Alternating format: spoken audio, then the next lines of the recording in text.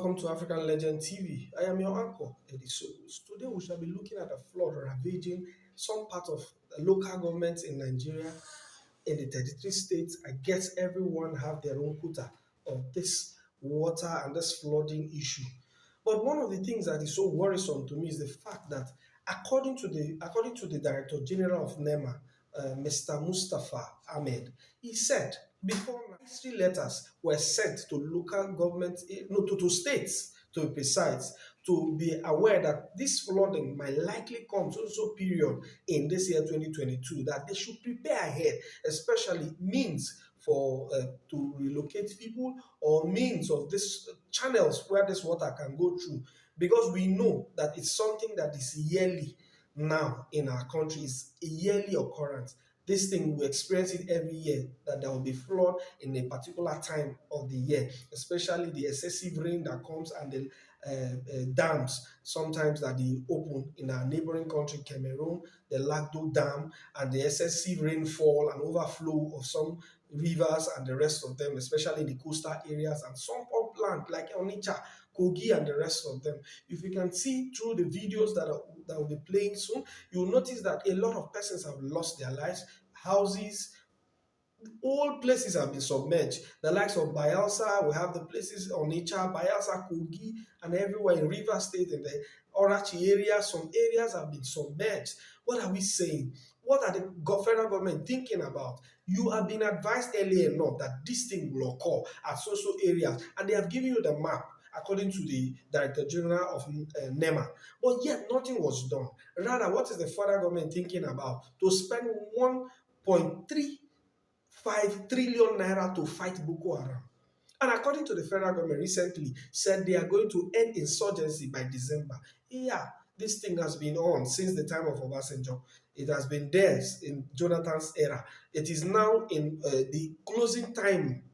Let me use the word, you're wrapping up your government in the next few months, and you say you want, this is when you can fight Boko Haram. I was privileged to hear from a military officer who refused to disclose his identity that they don't need that much to fight Boko Haram in Nigeria, that the federal government should be sincere. We're losing soldiers, and as I know as a young man while growing up, that Nigerian soldiers used to be the best foot soldiers in the world. But today, Nigeria is rated as the #2 most bombed nation in the world. Federal government make on self think. That money, if we had prepared it, or that money that you think you want to use to buy weapon, if we don't use it for something like this, prepare for emergency, where we know say go occur, because of course, time to time, these people go release their dam, and it will affect people. If we had thought about it, if we had worked towards it, preparing ahead, then I think we wouldn't have been in this situation where we begin to lose lives, lose properties, and the rest of them. I think we must be sincere, and that's why I call on my fellow youths and fellow citizens of this country. The time has come for us to be very conscious of the kind of people we vote into power. We must be concerned about those that will be concerned over our welfare and our well-being, that will be very sensitive and understand what it takes to run a government. You have National Emergency Agency. That's why you created them. And they have told you before now, according to the Director General Mustafa Ahmed, he said before now advisory notes were sent to the governors. What did they do? Rather, we're going about thinking of the 2023 election. Meanwhile, souls are dying, properties are perishing, things are going wrong. Our roads, our communities are submerged.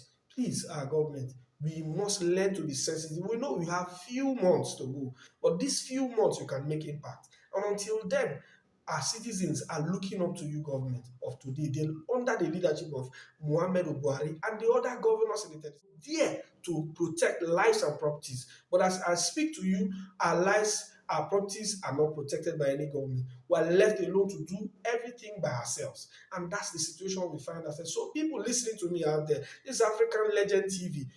Do well to subscribe. We'll be giving you updates on the situation of the country and of course our neighborhood and everything around us.